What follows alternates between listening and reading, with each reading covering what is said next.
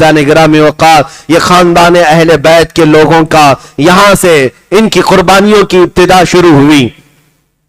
حضرت علی کرم اللہ وجہہ الکریم کے 5 شہزادے میدان کربلا میں خاک و خون سے وہاں پر ان کی لاشیں بکھر گئیں، تو اب سیدنا عباس علمبردار، یہ امام حسین کے بڑے بھائی، یہ چھوٹے بھائی جو حضرت علی کی دوسری بیوی سے ہیں، یہ آئے، خیمے میں تھے، بیویوں کی بچیوں کی حفاظت کر رہے تھے۔ ننھی سکینہ آئیں اور کہا چچا جان پیاس کی شدت سے حلق میں کانٹے پڑ گئے ہیں، 3 دن ہو گئے میرے عزیزو، ہم نے رمضان کو محسوس کیا ہے، آج بھی روزے سے ہوں گے، ابھی دن نہیں ڈھلا ہے، لیکن پیاس کی شدت ابھی سے ہمیں پریشان کرتی ہے۔ کبھی محسوس کرو ڈوب کر کے خاندان رسول کے وہ شہزادے کیسے 2 دن کے بعد تیسرے دن کی پیاس برداشت کر رہے ہوں گے، جبکہ سورج اپنی تمازت بکھیر رہا ہے چلچلاتی ہوئی دھوپ میں۔ وہ صبر کا پیکر، وہ صبر کا دامن کیسے تھامے ہوئے لوگ تھے، کمال کے لوگ ہیں، کمال کے۔ بی بی سکینہ نے تیسرے دن کہا اگر چند قطرے بھی مل جائیں تو ہم تازہ دم ہو جائیں گے۔ حضرت عباس کہے بیٹی تیری پیاس مجھ سے دیکھی نہیں جا رہی، میں جاتا ہوں۔ وہ ایک مشیزہ اٹھائے اور تلوار لیا، نیزہ لیا، اور کوفیوں کی صفوں کو ترہم برہم کرتے ہوئے چیرتے ہوئے دریائے فرات پر پہنچ گئے۔ حضرت عباس جیسی وہاں گئے، کوفیوں کو مقابلے کی ہمت نہ ہو سکی، کوئی آ نہ سکا، سب کو ادھیڑتے ہوئے چلے گئے۔ اور کیسے نہیں ہاشمی جوان ہے، جب مشکیزہ بھر لیا تو چلو بھر پانی اٹھایا دریائے فرات سے اور اٹھا کر پینے، کیونکہ خود بھی پیاسے تھے، 3 دن کی پیاس تھی۔ کہا پیٹ بھر کر پی لوں اور اس کے بعد یہ مشکیزہ لے جاؤں۔ جیسی قریب کیا دل گوارا نہ کیا، کہا خیمہ حسین میں بچے پیاسے ہیں اور میں یہاں پانی پی لوں، مولا حسین بھی پیاسے ہیں اور ان کی بچیاں پیاسی ہیں، عورتیں پیاسے ہیں۔ چلو میں جو پانی تھا پھینک دیا، مشکیزہ لے کر نکل پڑے۔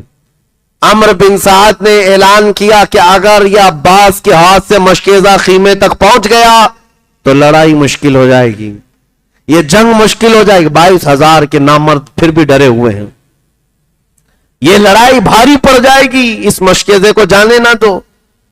دھوکے سے ایک کوفی آیا اور پیچھے سے حضرت عباس کے کندھے پر تلوار سے ایسے وار کی کہ ان کا ہاتھ کٹ گیا۔ مشکیزہ گھیرا تو حضرت عباس دوسرے ہاتھ میں مشکیزہ ڈال لیتے ہیں اور تلوار بھی اسی ہاتھ سے چلاتے ہوئے صفوں کو چیرتے ہوئے آ رہے ہیں۔ خیمہ حسین نظر آ رہا ہے۔ کوفیوں نے پھر جتھے کے ساتھ حملہ کیا، ان کے دوسرے بازو کو کاٹ دیا۔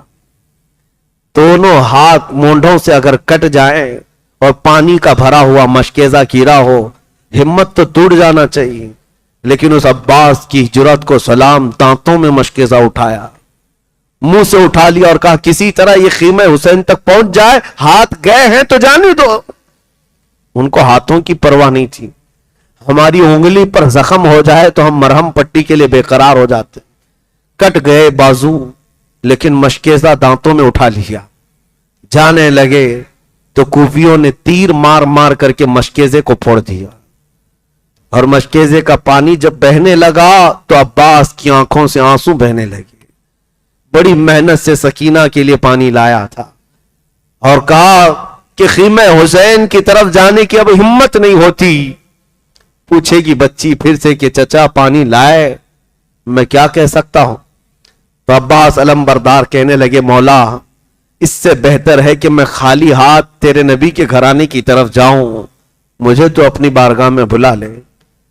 حضرت عباس علمبردار مشکیزہ پانی کا لانے کے لیے نکلے ہوئے تھے، کوفیوں کے جتھے نے ایسا گھیر لیا کہ ان کو نیزے مار مار کر کے زمین پر لٹایا اور ان کی گردن کو الگ کر دیا، شہید کر دیا۔ حضرت عباس جیسے ہی شہید ہوئے، دور سے امام علی مقام دیکھ رہے تھے، دوڑتے ہوئے چلے آئے۔ کوفی ہٹ گئے تھے، شہید کرتے اور ہٹ جاتے، اپنے خیمے میں چلے جاتے یا اپنی فوج میں جا کر مل جاتے۔ کٹے ہوئے بازو، ایک بازو ادھر گرا ہوا ہے، ایک بازو ادھر گرا ہوا ہے۔ آج بھی ہم کربلا میں گئے ہیں، ہر سال جاتے دیکھتے ہیں، ان کے جو بازو ہیں، کٹے ہوئے ہاتھ اتنے اتنے فاصلے پر دفن ہیں۔ الکف الیمنا الکف الیسرا لکھا ہوا ہے، سیدھا ہاتھ اور بایاں ہاتھ۔ بہت دور دور دفن کیا گیا ہے اور لاشا کٹا ہوا میدان میں ہے. 56 سال کی عمر ہے سیدنا امام حسین کی. آئے اور کہا مجھے کسی غم نے اتنا کمزور نہیں کیا جتنا میرے بھائی عباس کی شہادت نے کیا ہے. آئے اور اس لاش کو اٹھایا تو رب العالمین کی بارگاہ میں یوں کہا تھا الآن انکسر ظہری، اے مولا میری ریڑھ کی ہڈی ٹوٹ گئی، میری ریڑھ کی ہڈی ٹوٹ گئی. اور اس لاشے کو لائے اپنے سگے بھائیوں کا جسم اٹھاتے ہوئے یہ 56 سالہ نواز رسول، تمہاری ہر ادا پر کروڑوں سلام ہے حسین، تمہارے ہر عزم حوصلے پر لاکھوں سلام. خیمہ پاک کی طرف آئے تو اس وقت دیکھا تو امام قاسم تیار ہو کر کھڑے تھے جو امام حسن مجتبیٰ کے بیٹے تھے. 22 سال کی عمر تھی جن کی سگائی سکینہ بنت حسین سے ہو چکی تھی. مولا حسین کے پاس آئے اور کہا چچا جان میرے عم محترم مجھے جانے کی اجازت دیں. امام حسین نے جی بھر کر دیکھا اور کہا میرے مرحوم بھائی کی ایک ہی تو نشانی تھے، تمہیں دیکھتا تو میرے برادر گرامی کی یاد آتی، تم جاؤ گے. امام قاسم نے کہا اے میرے چچا جان میں رسول اللہ کی امانت کو لے کر کے جا رہا ہوں اور اس میدان میں تنہا آپ کو نہیں چھوڑ سکتا، مجھے جانے دیں. امام علی مقام نے بڑے آہ بکا کے ساتھ ان کو رخصت کیا تھا. یہ امام قاسم کی انٹری جو کربلا میں ہے وہ لکھی ہوئی ہے تاریخ تبری میں. کہا ہے جیسے امام قاسم پہلی مرتبہ گھوڑا اچھالتے ہوئے کربلا کے میدان میں آئے تھے اس وقت کوفیوں میں ہلچل ایسی مچی تھی. ایک کوفی شخص ہے وہ کہتا ہے ہمیں دن کے وقت سورج کی تمازت کے باوجود قاسم کو دیکھ کر ایسا محسوس ہوا تھا کہ کربلا کے میدان میں 14ویں کا چاند طلوع ہوا ہے. چہرے پر وہ چمک تھی رسول اللہ کی شباہت تھی. میرے آقا کا خاندان اہل بیت کا یہ جوان ہاشمی شیر جیسی آیا، پکارا حل من مبارزین، کوئی ہے مقابل والا؟ تو کوئی آنے کو تیار نہیں تھا. تو حضرت امام قاسم نے کہا تم میں سے جو بڑا پہلوان ہے اس کو بھیجو. ازرق نام کا ایک پہلوان تھا کوفہ کا، بہت بڑا ہاتھی کی طرح چلتا، ایک بہت بڑا اس کو سانڈ کہا جاتا تھا. عمرو بن سعد نے کہا ازرق تم جاؤ اس کے سامنے. وہ ٹھٹا مار کر ہنسنے لگا، کہا یہ بچے کے سامنے مجھے بھیج رہے ہو، میری پہلوانی تجھے پتا نہیں ہے، میری پہلوانی کا اندازہ نہیں ہے. عمرو بن سعد نے کہا تیری پہلوانی بعد کی، وہ حیدر کرار کا پوتا ہے، فاتح خیبر کا پوتا ہے، تجھے پتا ہے، مقابل میں جا. کہا نہیں میرے 4 بیٹے ہیں ان میں سے کسی ایک کو بھیجوں گا، ابھی اس کا سر کاٹ کر لائے گا. ازرق کے 4 بڑے بیٹے تھے اور چاروں پہلوان تھے. بڑے بیٹے کو بھیجا، امام قاسم کے پاس آیا. امام قاسم 3 دن کے پیاسے، لیکن تلوار ایسی چلتی تھی، ایسی تلوار چلائی کہ اس کا بڑا بیٹا ایک ہی وار میں ڈھیر ہو گیا. دوسرا آیا، دوسرے کو مونڈھوں سے ایسا مارا کہ وہ وہاں تڑپتا رہ گیا. تیسرا آیا اس کو امام قاسم نے کاٹ دیا گاجر کی طرح. چوتھا آیا اس کو بھی مار دیا. ازرق اب بپھر گیا، میرے 4 بیٹے ایک کے بعد دیگرے ایسے کاٹ دیا جیسے سبزی کو کاٹا جاتا ہے. خود آیا اور اتنا ہاتھی کی طرح چنگاڑتا ہوا، دہاڑتا ہوا، پکارتا ہوا، کہا کہ تو نے میرے گھر کو ختم کر دیا، میں تیری اینٹ سے اینٹ بجا دوں گا، تجھے ختم کر دوں گا. امام قاسم نے کہا ازرق میں نے سنا ہے تو عرب کا بہت بڑا پہلوان ہے، شہ سوار ہے، لیکن تجھے تو گھوڑے کی زین باندھنی بھی نہیں آتی. یہ تو تیرے لیے عیب کی بات ہے، کسی فوجی کو یہ تانا دینا بہت بری بات تھی. امام قاسم نے اس ہیلے سے جیسی اس کو کہا، ازرق کو یہ بہت غصہ آیا اور وہ اپنی زین جو باندھی جاتی تھی گلے کے نیچے اس کو دیکھنے کے لیے جھکا تو امام قاسم نے ایک ہی وار میں اس کی گردن کاٹ دی. کوفیوں میں اتنا خوف مچ گیا کہ اتنے بڑے پہلوان اور اس کے بیٹوں کو ایک ساتھ اس نے جہنم بھیج دیا. یہ ہاشمی جوان لڑتا رہا تو عمرو بن سعد نے پکار کر کہا اس لڑکے کے مقابل میں اکیلے جاتے رہو گے یہ شام تک پورے لوگوں کو کاٹ کر رکھ دے گا، لہذا اس پر حملہ کرو. سارے لوگ تیروں سے، ہر جگہ سے لوگ مقابل میں آ گئے. ایک امام قاسم پر اس نے 300 کتوں کو چھوڑا. 300 کتے کبھی ادھر سے نوچتے کبھی ادھر سے نوچتے. تنہا علی کا لال ہزاروں میں گر گیا. وہ فاطمہ کا لاڈلا ہزاروں میں گر گیا. اور اس کے بعد امام قاسم کو ان 300 کے جتھے نے گھوڑے سے پکڑ کر گرایا اور ان کی گردن پاک کو جسم سے الگ کر دیا. یہ امام حسن کے بڑے بیٹے سے شہادت ہوئی. اس کے بعد امام علی مقام کے بڑے بیٹے علی اکبر آئے. حضرت علی اکبر امام علی مقام کے بہت چہیتے بیٹے. ان کے چہرے میں رسول اللہ صلی اللہ تعالی علیہ وسلم کی خوبصورتی تھی. عرب کہتے تھے شباہت تھی. ہم شبیہ رسول ان کو کہا جاتا ہے علی اکبر کو. یہ مولا حسین کے پاس آئے. ان کی عمر تو 19 سال کی تھی. 19 سال کا جوان آیا. کس انداز سے رخصت کیا ہوگا اپنے بیٹوں کو امام حسین نے. حضرت علی اکبر کو خود گھوڑے پر سوار کرتے ہیں اور بیویوں سے کہتے ہیں اسے جانے دو. حضرت علی اکبر آئے امام زین العابدین کے پاس جو بیمار تھے. امام حسین کے ایک بیٹے جو میدان میں بیمار تھے اور ان کو پکڑ کر رونے لگے. امام زین العابدین نے کہا بھائی رو کیوں رہے ہو؟ کوئی بھی ہمارا جانے والا رو کر نہیں گیا ہے, تم کیوں رو رہے ہو؟ کہا میں ان کوفیوں سے ڈر کر نہیں رو رہا ہوں, بلکہ اس لیے رو رہا ہوں کہ میرے بعد زین العابدین تم بیمار ہو, کہیں ان ظالموں کے سامنے تمہیں ہتکڑیاں ڈال کر لے جا کر کھڑا نہ کر دیا جائے. وہ منظر میری نظروں میں ہے, اس لیے رو رہا ہوں کہ میرے بعد کتے تمہارے ساتھ کیا کر لیں. امام زین العابدین نے کہا میں رسول اللہ کی امانتیں رکھتا ہوں, صبر کروں گا. حضرت علی اکبر گھوڑے پر سوار ہو کر کے آئے. تاریخ میں اتنے نام ہیں کہ ہمیں یاد نہیں رہ جاتے ہیں. اتنے نام کوفیوں کے لکھے ہوئے ہیں. بڑے بڑے لوگ علی اکبر کے مقابل میں آئے تھے کوفہ کے. وہ لوگ بھی آئے تھے جنہوں نے ان کے باپ کو خط لکھ کر بلایا تھا. حضرت علی اکبر کا جوش ایسا تھا, مارتے تھے, صفوں میں جاتے تھے اور پھر گھوڑا دوڑاتے ہوئے واپس آتے تھے امام حسین کی طرف. یوں کوفیوں کے درمیان صفوں کو چیرتے ہوئے جاتے اور پھر واپس آتے تھے. بار بار آتے تھے. تو کیوں آتے تھے؟ تاریخ نگاروں نے کہا ہے دوسرے جو گئے واپس نہیں آئے. علی اکبر ایسے تھے صفوں کو چیرتے ہوئے جاتے تھے اور پھر واپس آتے تھے, پھر جاتے تھے, پھر آتے تھے. امام حسین خیمے کے باہر ٹیک لگائے بیٹھے ہوئے تھے. وہ بوجھل قربانیاں امام علی مقام کو کس طرح سے بوجھل کر چکی ہوں گی. تاریخ نگاروں نے بتایا علی اکبر سے کسی نے پوچھا کہ کیوں بار بار آتے ہو؟ کہا بات در حقیقت یہ ہے ہم 3 دن کے پیاسے ہیں, کوئی پانی نہیں دیتا. میں حسین اعظم میرے باپ کے چہرے کو دیکھتا ہوں تو پیاس کم ہو جاتی ہے, تھوڑی پیاس کم ہو جاتی ہے.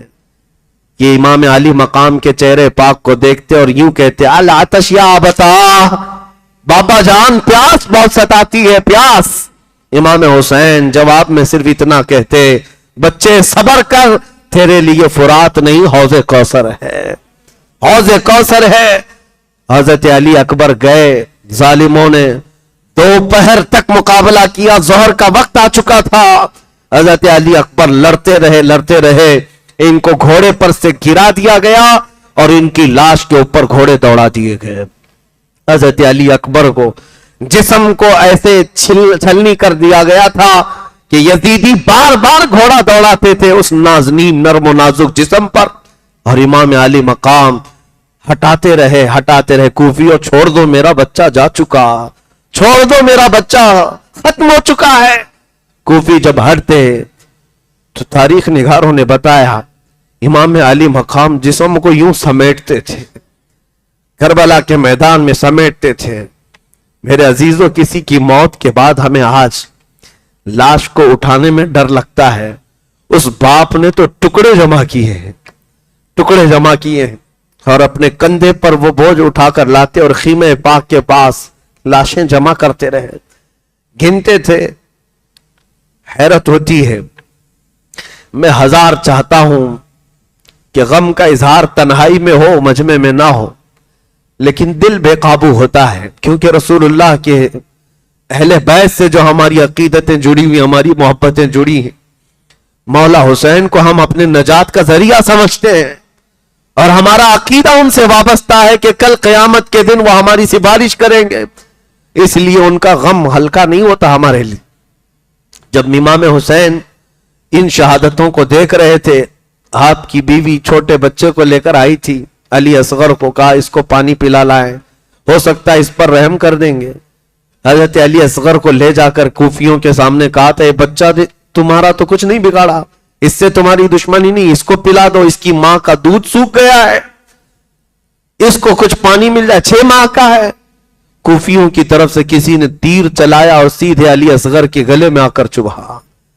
وہ بچہ ہچکیاں لیتا ہوا جان آفریں کے سپرد کر دیا۔ مولا حسین کے ہاتھوں میں یہ روتا ہوا بچہ چلا گیا۔ امام حسین اس وقت ایک تیکھا جملہ سن رہے تھے، کڑوا جملہ کوفیوں کی طرف سے، مارا تو مارا، لیکن یہ کہا اے حسین تمہارے بیٹے کو ایسا پانی پلائیں گے کہ دوبارہ نہیں مانگے گا۔ اور صحیح میں امام حسین خون میں لت پت اپنے چھوٹے بچے کو سینے سے لگائے ہوئے واپس آ رہے تھے، اور بچہ جب خاموش تھا تو بیویوں کو یہ لگ رہا تھا کہ پانی پلا دیا گیا ہوگا۔ بیوی آگے بڑھ کر پوچھتی ہے بچہ بہت خاموش ہے، پانی پلا دیا گیا؟ امام حسین نے کہا کہ ایسا پلایا کہ اب دوبارہ تجھ سے کبھی پانی نہیں مانگے گا۔ یہ کہہ کر کے جیسے ہی علی اصغر کو اپنی چھاتی سے الگ کر کے دکھایا تو گلا کٹا ہوا ہے، تیر چبا ہوا ہے، حلقوم سے خون رس رہا ہے۔ بیبیاں تمہارے صبر پر ہماری زندگیاں قربان، ہم میں سے کوئی تمہارے قدموں تک نہیں پہنچ سکتا۔ تو انہوں نے جو صبر کا مظاہرہ کربلا کے میدان میں کیا ہے، اے رسول اللہ کے خاندان کی بیویوں، سلام ہو تمہاری آنچلوں پر، سلام ہو تمہاری عزت و اطہار پر۔ ہم میں سے ہماری زندگیاں تمہارے اس عزم کے 1/5 حصے کو بھی نہیں پہنچ سکتے۔ اس چھوٹے بچے کو بھی لٹا دیا گیا۔ اس شام غریبہ کو یاد کرتے ہیں۔ آج عاشورہ کا دن ہے، آج عاشورہ کا دن ہے امام عالی مقام کے لیے، اسی لیے شاعر نے کہا ہے کہ کربلا کا خونی منظر ہے، فاطمہ کے لاڈلے کا آخری دیدار ہے، حشر کا ہنگامہ بپا ہے میان اہل بیت، فاطمہ کے لاڈلے کا آخری دیدار ہے، حشر کا ہنگامہ برپا ہے میان اہل بیت۔ امام علی مقام نے دیکھا یکے بعد دیگرے میرے بھائی گئے، میرے عباس کے بازو کاٹے، میرے بچے کو انہوں نے حلق سے چھلنی کر کے مار دیا، علی اکبر کو بھی شہید کیا، قاسم کو بھی شہید کیا، بچا کوئی نہیں تھا۔ ایک زین العابدین بستر سے اٹھ بیٹھا، جوان شہزادہ کہنے لگا بابا جان میں جاتا ہوں۔ امام علی مقام نے ماتھا چوما، کہا زین العابدین تو بھی جائے گا تو میری نسل کس سے چلے گی؟ تجھے زندہ رہنا ہے، اور اگر میرے موت کے بعد بتا ان بیبیوں کو کون دیکھے گا؟ میرے گھر تو ابھی کوئی مرد بچا نہیں، کون جوان ہے جو ان کا سہارا ہوگا؟ لٹا دیا بستر پر، تم آرام کرو۔ مولا زین العابدین سجاد کی قربانیوں کو بھی میں محسوس کرتا ہوں میرے عزیزوں۔ امام زین العابدین جو کربلا کے میدان میں لیٹے لیٹے دیکھتے تھے، جانتے ہو ان کی زندگی کیسی ہو گئی تھی؟ کربلا کے بعد جب یہ مدینے واپس گئے تھے تو کبھی بھی کسی قصاب کی دکان کے پاس کھڑے ہوتے تو رونے لگ جاتے تھے۔ کھلا گوشت دیکھتے، کوئی کسائی جو گوشت بھیجتا تھا، امام زین العابدین آتے تھے تو جلدی چادر ڈال دیتے گوشت پر۔ لوگ پوچھتے کیوں؟ کہا وہ جو امام آ رہے ہیں نا، ابھی یہ کچا گوشت دیکھیں گے رونے لگ جاتے ہیں، رونے لگ جاتے ہیں، کیونکہ انہوں نے اپنے گھر کے گوشت کے ٹکڑوں کو دیکھا تھا۔ ان کی زندگی ایسی ہو گئی تھی۔ امام زین العابدین نے ایک بار ایک کسائی کو بلایا اور پوچھا تم جانوروں کو کیسے ذبح کرتے ہو؟ کہا قبلہ رخ لٹاتے ہیں، پانی پلاتے ہیں، پڑھتے ہیں اور پھر ذبح کرتے ہیں۔ چیخ ماری اور کہا دنیا والے جانوروں کو پانی پلا کر ذبح کرتے ہیں، میرے باپ کو کوفیوں نے 3 دن کی پیاس کے بعد ذبح کیا تھا، میرے گھر والوں کو 3 دن کی پیاس کے بعد ذبح کیا تھا۔ ہر قربان ہونے والا جانور پانی پی کر کے ذبح ہوتا ہے۔ رسول اللہ کے گھر کا شہزادہ बगैर पानी पिए दुनिया से गए। ये इमाम ज़ैनुल आबिदीन की जिंदगी का हाल था। अज़ीज़ान गिरामी वक़ार, गम उनका हक था। कई मर्तबा मदीने वाले उनके पास आते और उनको हंसाने के लिए कोई बातें कहते हैं, आप हंसते नहीं। जिंदगी भर किसी ने आपको हंसते हुए नहीं देखा। लोग कहते गम हो गया, कभी तो मुस्कुराए। इमाम ज़ैनुल आबिदीन कहते तुम उससे हंसने की उम्मीद रखते हो जिसके सामने उसके बाप के टुकड़े हैं, उसके भाई के टुकड़े हैं, उसके घर की औरतें बेआबरू हो गई, तुम उसके हंसने की उम्मीद रखते हो। लोगों खैर करो, शुक्र करो कि आंसू निकलते हैं, यहां तो खून निकलना चाहिए। यकीनन उनके घर पर जो हालात आए, मैं समझता हूं दुनिया में किसी और के पास होते तो इतना बड़ा इम्तिहान नहीं दे सकता था, इतना बड़ा इम्तिहान नहीं दे सकता था। इमाम हुसैन अजीम, उस कायद को लाखों सलाम। अब इस मैदान करबला में बीवियों के सामने आए। सैयदा ज़ैनब जल्दी से एक संदूक लेकर के आई, पेटी लेकर आई और अपने भाई को उस संदूक खोलकर एक जुब्बा पहनाने लगी। वो रसूल करीम सल्लल्लाहु तआला अलैहि वसल्लम का जुब्बा मुबारक था। इमाम हुसैन ने कहा, मेरी बहन, मेरी हमशीरा, आज तो क्यों पहना रही है?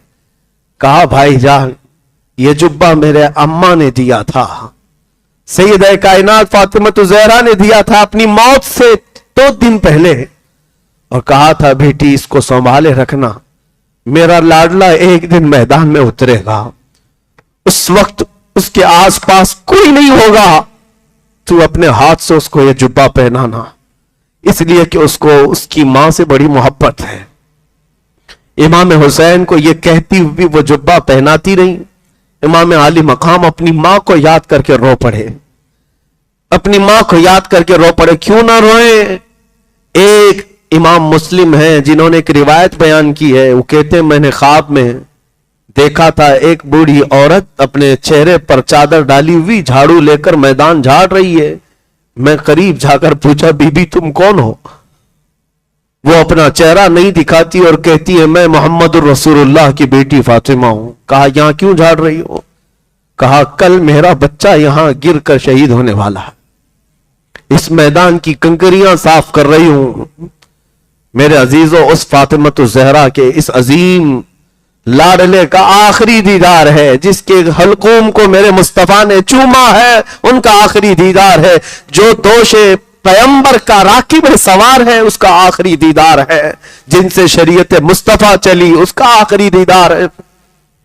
रसूलुल्लाह का जुब्बा पहना, अमामा पहना, हैदर कर्रार की तलवार जुल्फिकार हाथ में ली, जाफर तैयार का पट्टा और हजरत अमीर हमजा का नेजा हाथ में लिया। सारे तबर्रुकात एक साथ ज़ेब तन किए। इमाम आली मकाम ये सारे तबर्रुकात पहनकर खीमे से निकलना ही था कि औरतों की आवाजें आ गईं। कहा, छोटी सकीना आई और कहा, बाबा जान, ये कूफी तो 6 माह के बच्चे को पानी न पिला सके, आपके बाद ये हमारे साथ क्या करेंगे? आप किसके हवाले हमें छोड़ रहे हैं? इमाम हुसैन ने सिर्फ इतना कहा, सकीना, अल्लाह उसके रसूल के हवाले तुम्हें करके जा रहा हूं। सैयदा सकीना से कहा, बेटी चाहे जैसे भी हालात हो जाए, तू अपने हिजाब की पाबंदी रखना, तू अपने पर्दे की पाबंदी रखना। ये आखिरी वसीयतें थी अपने खानदान की अहली औरतों के लिए, और बीबियां ये चेहरा देखती रह गई। मेरे अजीजों, हम तो जनाजा जाते हुए लोगों का देखते हैं, रो पड़ते हैं, लेकिन वो जिंदा जावेद घर से जब रुखसत हो रहा है दूल्हा बनकर, घोड़े पर सवार हुआ, और वो अजीम उनका घोड़ा, जो वफादार घोड़ा, जो हर जंग में आपके साथ रहा, आज वो घोड़ा भी बढ़ने को तैयार नहीं था। आगे बढ़ने को उसको एड़ लगाई, उसको मारा, आगे बढ़ने को तैयार नहीं था। मौला हुसैन ने देखा, घोड़े से उतरकर बीबी सकीना उसकी टांगों को पकड़े हुए बैठी हुई है, और बार बार घोड़े से कहती जाती है कि ए घोड़े, ऐ सवारी, मेरे बाबा जान को न लेना, इसलिए कि आज अगर तू सवार करके ले जाएगा तो ये वापस नहीं आएंगे। नन्ही सकीना को आपने गोद में उठा लिया और कहा, इस अजीम सवारी को ना रोकना, इसलिए कि आज मेरे इम्तिहान का दिन है और तुम्हारे सब्र के इम्तिहान का दिन है। ये कहते हुए इमाम आली मकाम घोड़े को दौड़ा दिए। ये आखिरी दीदार था।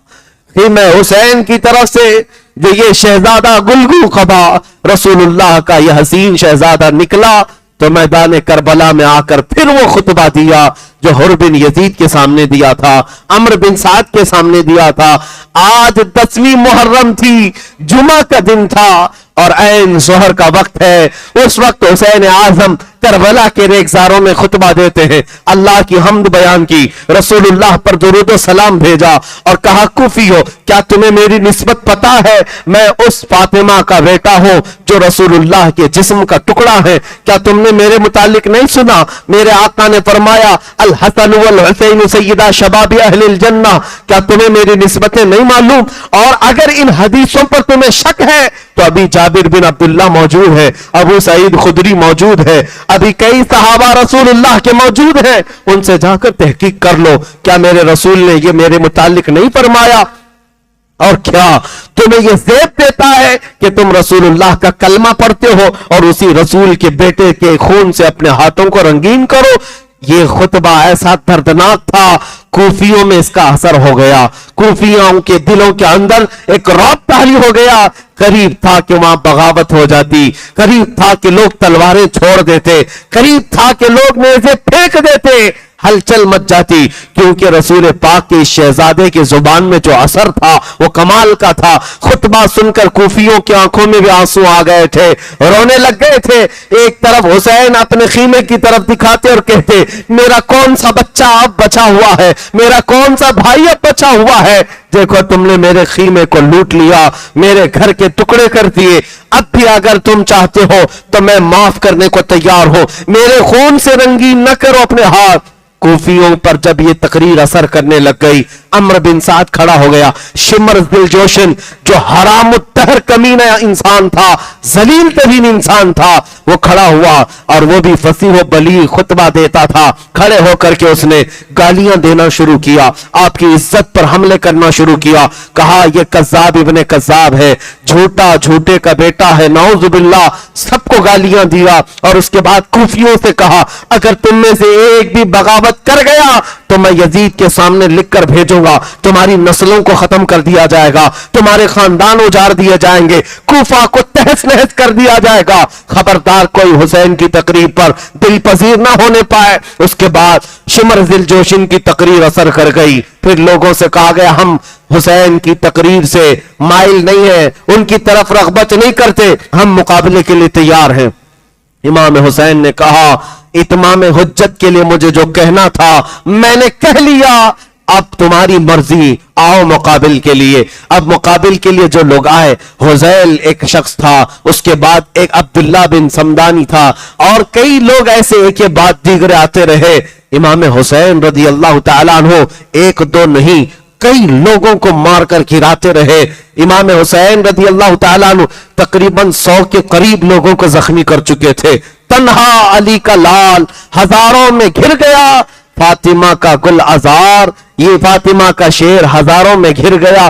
عزیزان گرامی وقار، امام حسین لڑتے رہے، کئی لوگوں کو زخمی کرتے رہے، اور اس کے بعد وہی معاملہ، پیاس کی شدت، بیٹوں کا غم الگ ہے، بھائیوں کی لاشیں الگ ہے، بیویوں کا اکیلا ہونا الگ ہے۔ کتنا بوجھ لے کر میرا حسین لڑ رہا تھا، کتنی ذمہ داریاں لے کر یہ گھوڑے کا شہسوار تھا۔ حسین ابن علی رضی اللہ تعالیٰ عنہ جب مقابلہ کرتے رہے، تھک کر کے ان کی گردن جھک جاتی تھی، پھر تلوار اٹھاتے تھے، پھر لڑتے تھے، یہاں تک کہ عمرو بن سعد نے اور شمر ذل جوشن نے، خلی بن یزید نے، یہ سارے لوگوں نے بھڑکایا اور کہا ایسے نہیں، جیسے اس سے پہلے ان کے خاندان کے بیٹوں کو پہنچایا گیا ہے موت کی تک، اسی طرح ان کے ساتھ بھی مقابلہ ہوگا۔ حسین ابن علی کے پاس 200 سواروں کو لایا گیا اور ہر جگہ سے تیر برسایا گیا۔ کبھی حسین کے جسم پر ادھر سے تیر آئے، ادھر سے تیر آئے، اپنے ڈھال سے بچاتے رہے، یہاں تک کہ تاریخ نگاروں نے بتایا ہے آپ کے جسم مبارک پر 72 تیر لگ گئے تھے، کوئی جسم کا حصہ باقی نہیں تھا، چہرے پر بھی، سینے پر بھی، کندھوں پر بھی، پنڈلیوں پر بھی، رانوں پر بھی، پیٹ پر بھی، پیٹ پر بھی، ہر جگہ چیروں سے بوچھار، ہر تیر جاتا جسم میں پیوست ہوتا، ہر تیر جاتا جسم میں پیوست ہوتا۔ امام حسین کے پاس اتنا موقع بھی نہیں تھا کہ وہ تیروں کو نکال لیں، اور یہاں تک کہ گھوڑے سے اتر کر لیٹنے کا ارادہ کیا کیا، آپ کو یہ غم ستانے لگا زمین پر لیٹنے کے لیے جسم بھی باقی نہیں ہے، لیٹتے تو کوئی نہ کوئی تیر پر ہی لیٹتے اور تیر اندر چلا جاتا، گھوڑے پر ہی سوار رہے، گھوڑے پر ہی سوار رہے۔ پھر پکار کر کہا، اے لوگوں دیکھو، پوری دنیا میں جہاں جہاں اسلامی حکومتیں ہیں اذانیں ہو رہی ہوں گی اور ممبر پر خطیب خطبہ دے رہا ہوگا، میرے نانا کا خطبہ پڑھ رہے ہوں گے، جمعہ کا دن ہے، رسول اللہ کا خطبہ دے رہے ہوں گے، جمعہ کے دن لوگ نماز کے لیے سجدہ ریز ہو جاتے ہیں، کیا تم میں سے کسی کے اندر اتنی سخت نہیں ہے، اتنی جرأت نہیں ہے کہ رسول اللہ کے نواسے کو 2 رکعت نماز پڑھنے کا وقت دیا جائے؟ تھوڑی دیر کے لیے ہٹ جاؤ، کوفی ہٹ گئے، یہاں تک کہ تلواروں سے جو مقابلہ کرنے والے نامرد گیدڑ تھے قریب آنے کو تیار نہیں تھے، تیروں سے بوچھل کر دیا، چھلنی کر دیا، لیکن قریب آنے کو کوئی تیار نہیں، دور سے تیر پھینک کر کے حملہ کر رہے تھے۔ امام علی مقام ان کے تیروں کی طرف کوئی نظر نہیں فرمائی اور ان کی طرف نظر انداز کرتے ہوئے گھوڑے سے آپ پہلی مرتبہ اترے تھے اور میدان کربلا میں نہایت ہی خشوع و خضوع کے ساتھ آپ نے نماز کے لیے رکعت باندھ لی۔ تاریخ میں یہ بتایا گیا چاہے وہ آپ نے نماز کی رکعت کے لیے باندھا ہو یا پھر اللہ کریم کی بارگاہ میں سجدہ کیا ہو، جو بھی ہو عبادت ہی تھی، ان کا قدم قدم وہاں عبادت تھا، ان کا لمحہ لمحہ وہاں عبادت تھا۔ امام علی مقام تھکان سے چور تھے، اس کے بعد جب آپ کا سر سجدے کی طرف گر پڑا، آپ سجدے کی طرف گرے، خولی بن یزید شمر ذی الجوشن دنیا کے بدترین لوگ تھے، قریب آئے، ایک شخص نے آپ کی پیٹھ پر پاؤں رکھا، دوسرے نے آپ کی گردن پر تلوار رکھ کر کے آپ کی گردن مبارکہ کو جسم سے الگ کر دیا۔ انا للہ و انا الیہ راجعون۔ کتنے بکھرے ہوئے ہیں مدینے کے پھول، کربلا تیری قسمت پہ لاکھوں سلام، فاطمہ کے لاڈلے کا آخری دیدار ہے، حشر کا ہنگامہ برپا ہے، میان اہل بیت تنہا علی کا لال خاروں میں گر گیا، فاطمہ کا لاڈلا ہزاروں میں گر گیا۔ حسین ابن علی کی شہادت ہوئی، لوگوں میں آوازیں بلند ہو گئی، طبل بجنے لگ گئے، نقارے بجنے لگ گئے، جھنڈے اٹھا دیے گئے، اور اس کے بعد جشن کا ماحول تھا۔ ادھر سے بیبیاں یہ کہتی رہ گئی، سکینہ کہتی رہ گئی بابا کو ہم آخری مرتبہ ایک ہی بار دیکھ سکے۔ اب اس کے بعد میدان کربلا کی حالت یہ تھی، حسین صبح سے لاشیں اٹھا رہے تھے، لیکن حسین کی لاش اٹھانے والا کوئی جوان نہیں تھا، وہ لاش مبارکہ وہیں پڑی رہ گئی، اور جس میں اقدس کربلا کے میدان میں ویسی رہ گیا۔ کوفی یزیدی اتنی بھی اپنے اندر اخلاقی جرأت نہیں رکھتے تھے کہ لاش کو اٹھا کر کے رکھ دیا جائے۔ میدان کربلا میں بکھری ہوئی لاشوں پر وہ گھوڑے دوڑاتے ہوئے اپنی سمت نکلتے رہے، اپنے اور جاتے رہے، اور حسین ابن علی کی شہادت کے بعد آسمان رنگین ہو گیا ہوگا۔